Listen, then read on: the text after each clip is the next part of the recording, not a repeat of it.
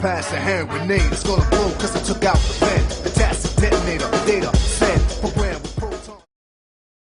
Je m'appelle Sébastien Chiffre et donc j'ai été incarcéré au mois de novembre 2004 pour avoir participé à un rassemblement antisécuritaire à la fac de Nanterre. C'était un rassemblement donc, qui avait eu lieu le 2 novembre pour protester contre l'édification de murs de cloisonnement dans l'université. Ce jour-là, il y a une partie des étudiants qui ont essayé de redétruire le mur, le fameux mur de Nanterre du bâtiment D qui avait été détruit en mars 2004 et reconstruit par l'université.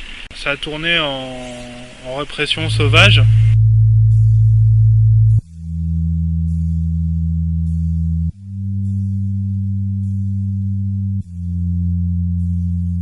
Il faut replacer ça dans la politique sécuritaire de l'université. Il faut revenir en fait en l'an 2000, 4 ans avant, au moment de la signature du contrat local de sécurité.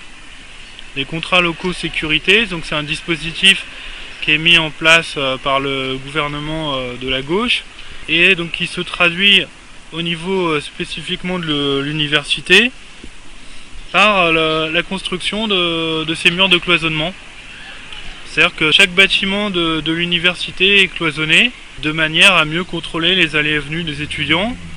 Et dans ce même dispositif, il y a la mise en place de caméras de vidéosurveillance, il y a la création d'un groupe de vigiles, c'est-à-dire que les appareilleurs sont progressivement remplacés par des vigiles, et il y a l'autorisation qui est donnée à la police de pouvoir pénétrer sur le campus. Donc c'est la suppression de la franchise universitaire qui interdisait à la police de pénétrer sur le campus. Il y a deux murs de cloisonnement qui sont construits en 2001 autour du bâtiment B. Bon, il y a une mobilisation qui commence sur ces questions plus spécifiquement sécuritaires à partir de 2003. Ce qui se passe aussi, c'est qu'il y a un réseau libertaire qui apparaît à la rentrée 2003 sur la fac de Nanterre. En fait, ce qui va mettre le feu aux poudres, c'est la construction d'un troisième mur de cloisonnement en février 2004. Immédiatement, suite à ça, il y a un collectif antisécuritaire qui va se créer. Ça va aboutir à la destruction du mur du bâtiment D en mars 2004. Il y a une centaine ou 200 étudiants qui ont participé à ce rassemblement. Le mur du bâtiment B a été entièrement détruit. Il a été reconstruit quelques jours après. Et donc la mobilisation a continué tout au long de l'année 2004. Et à la rentrée 2004, donc il y a eu une seconde tentative, le 2 novembre, pour redétruire ce mur. Et donc c'est ce qui a abouti à mon incarcération.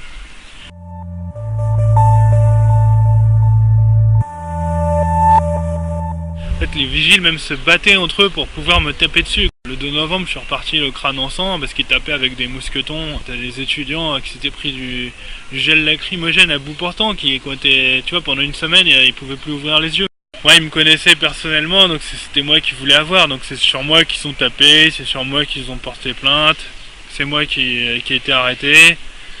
Enfin, je me suis présenté de moi-même au commissariat. C'est moi qui ai été placé en prison. Donc bon, il y a eu une focalisation sur moi. Pendant que j'étais en prison, pendant 3 semaines, il y a eu cette mobilisation des étudiants qui ont manifesté devant la prison. Il y a même des gens qui faisaient des feux d'artifice chaque semaine devant la prison. Il s'est passé quelque chose au mois de novembre 2004. Ce qui est un peu gênant dans ces processus-là, c'est que aussi bien avec la répression qu'avec les médias, généralement dans les mouvements sociaux, les médias ont tendance à réduire un mouvement à un individu. La mobilisation antisécuritaire à Nanterre, on a réduit ça à moi, quoi. Un étudiant qui se retrouve en prison. Tu vois, c'est un individu, bon, en fait, qui va cacher tout un mouvement. Ça c'est gênant. Je me souviens quand j'ai été libéré, il y a même des étudiants de Dijon qui voulaient relancer la mobilisation pour la dissolution du groupe de vigiles de Nanterre. Le mur de Nanterre, c'est devenu un symbole pour beaucoup d'étudiants dans toute la France. Le mur, en fait, il a été plusieurs fois peint, il y a eu des graffitis, il y a eu des collages d'affiches, donc à chaque fois c'était enlevé par l'administration. Donc voilà, sachant qu'après, il y a eu aussi dans cette période-là, un petit peu après, un militant qui s'est pris 2 mois d'exclusion de la fac pour avoir collé des affiches à un endroit interdit. Donc il y a une vraie répression de ces trucs-là, mais c'est vrai que la période où il y avait le mur, tout le monde taguait dessus, détruisons le mur. Et en fait, ils avaient mis des barrières tout autour du mur pour empêcher les étudiants d'y accéder et coller des affiches. Mais pour comprendre ce mouvement, il faut le lier à l'ensemble de la mobilisation antisécuritaire, c'est-à-dire aussi bien la lutte contre les caméras, il y avait des étudiants qui faisaient des graffitis, enfin, il y avait une mobilisation aussi qui demandait la dissolution du groupe de vigiles, le rétablissement de la franchise universitaire, enfin voilà, c'est une mobilisation d'ensemble contre la politique sécuritaire de l'université, qui en fait visait à faire disparaître toute la tradition de contestation qu'il y a pu avoir à Nanterre depuis mai 68. Je suis arrivé à la fac de Nanterre en 96. Je suis resté 8 ans à Nanterre et pendant toutes ces années-là, j'ai participé quasiment à tous les mouvements de contestation. Et chaque année, il y avait des manifs à Nanterre, des mobilisations. Et bon, à chaque fois qu'il y avait des manifs, qu'il y avait des débrayages d'amphi, les étudiants manifestaient dans ce grand couloir en fait qui reliait tous les bâtiments.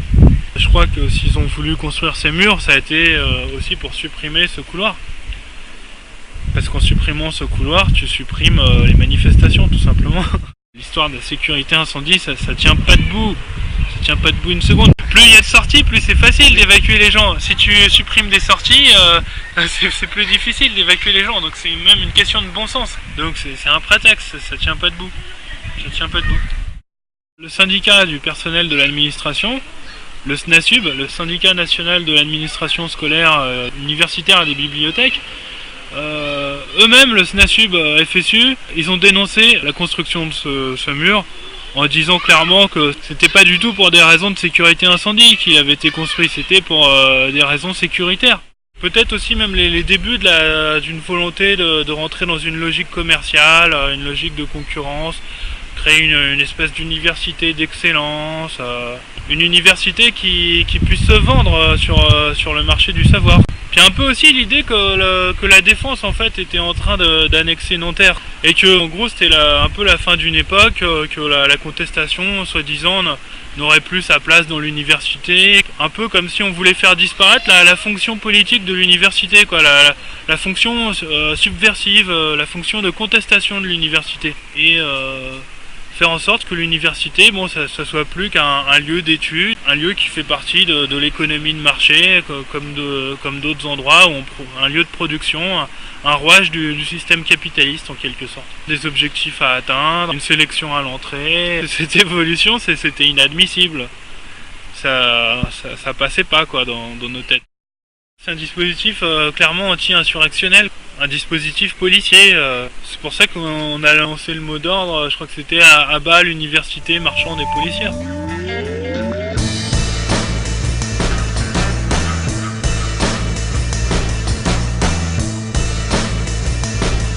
Je pense que le but de ce dispositif, c'est faire en sorte que l'université devienne une fac concurrentielle et que ça soit un pôle de prestige avec une marque, que ça devienne une marque à terme, que ça soit plus la fac des gauchistes mais que ça soit l'université de Paris La Défense avec le label Université La Défense, Université Paris 10, un label qui puisse vendre, avec une marque qui puisse se vendre. Ça va avec l'augmentation des droits d'inscription forcément. Le président de la fac l'a dit lui-même, hein, son modèle c'est le campus à l'américaine. Le campus à l'américaine, ça veut dire une inscription à 10 000 € l'année. Les entreprises, ce qui les intéresse, c'est une main d'œuvre qui soit capable de s'adapter au marché. C'est pas les sciences humaines, ils en ont rien à foutre. La sociologie, la philosophie, le savoir pour le savoir, ils en ont rien à foutre. Là où il y a un échec, c'est dans le sens où aujourd'hui, bon, les murs sont toujours là, les vigiles sont toujours là, la police est toujours là, les caméras sont toujours là. Mais c'est pas totalement un échec, dans le sens où les autorités ne sont pas parvenues à éradiquer la contestation qu'il y avait à Nanterre.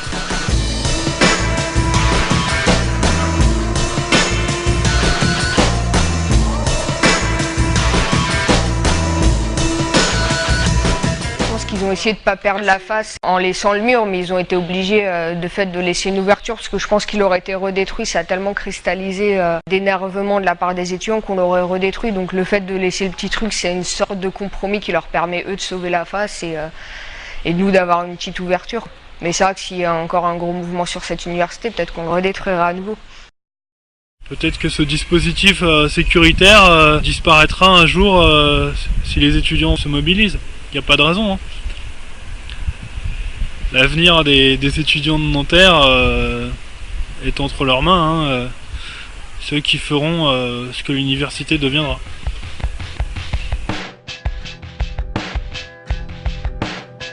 Si tu cloisonnes tous les bâtiments, tu mets une caméra à l'entrée de chaque bâtiment avec un poste de vigile, là tu contrôles tout. Tu contrôles tout, tu peux voir qui rentre, qui sort. Éventuellement, je pense que ça viendra un jour, ils contrôleront la carte d'étudiant comme à la Sorbonne et ils laisseront rentrer que les étudiants de Nanterre. C'est-à-dire que les gens qui ne sont pas étudiants ne pourront plus rentrer dans l'université. C'est-à-dire que aujourd'hui l'université c'est quand même un lieu ouvert à tout le monde. C'est-à-dire que même si tu n'es pas étudiant, même si tu es chômeur ou sans papier, tu vas assister à un cours, ou même que tu veux traîner sur la fac pour voir tes copains, ou simplement pour draguer, ou enfin pour toutes sortes de raisons, tu peux rentrer dans l'université. C'est un lieu de convivialité.